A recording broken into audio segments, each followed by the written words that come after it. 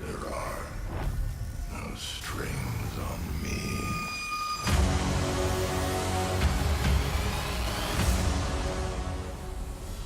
What started out as an experiment in film continuity paid off so monumentally in 2012's The Avengers that the idea of a shared film universe has become something that you can't look towards many current franchises without hearing. You know, one day this has surely got to stop working, right? Marvel's ability to have every single one of their cinematic universe films be at worst decent and at best some of the most accomplished examples of the genre. However, the possibility of failure has been debunked yet again with Avengers Age of Ultron as we have another home run for Marvel Studios. There was always a lot riding on this installment, not just as a sequel to one of the most popular superhero films ever made, but as the penultimate chapter in Phase 2 of the MCU, which throughout the previous 4 films has undergone huge changes. It's tasked with telling its own story while continuously moving pieces into place for future MCU installments, and yet there still needed to be time for the action beats and hero moments that we expect. The duty fell again to director and writer Joss Whedon to bring together the 6 heroes from the previous Avengers installment and keep everything slick, fun, and purposeful. The huge cast, a mix of Age of Ultron exclusives and returning favourites, could have been potentially too vast to work credibly while having time for each character to develop, but Whedon's expert aptitude for writing team dynamics is utilised to great effect, with some of the best moments of the film being dialogue exchanges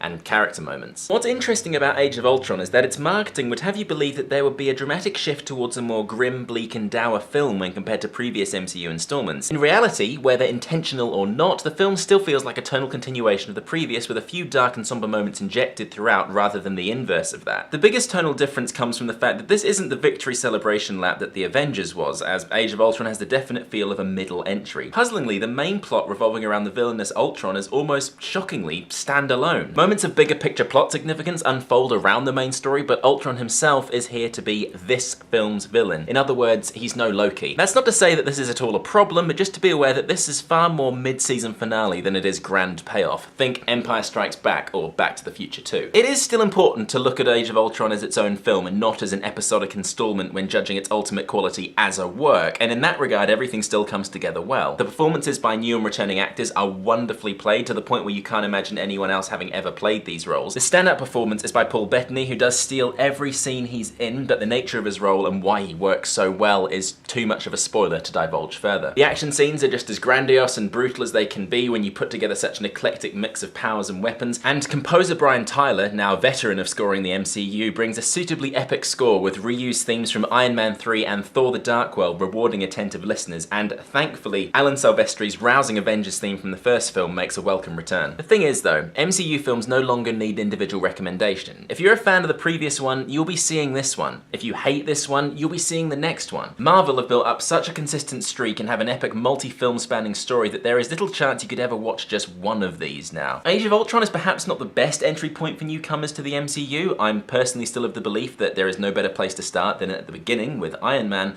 but I'm sure that if you happen to start here, you'll be eager to delve into the back catalogue before films end. Ant-Man, you're up. Thank you so much for watching. I know here in New Zealand we got Age of Ultron far in advance of a lot of other countries, so when you do eventually get around to seeing it, do let me know what you thought in the comments down below. Also, if you haven't already, make sure to check out last week's video down below where I talk about the American Idol Twitter save, which is a new concept they've introduced for the latest season.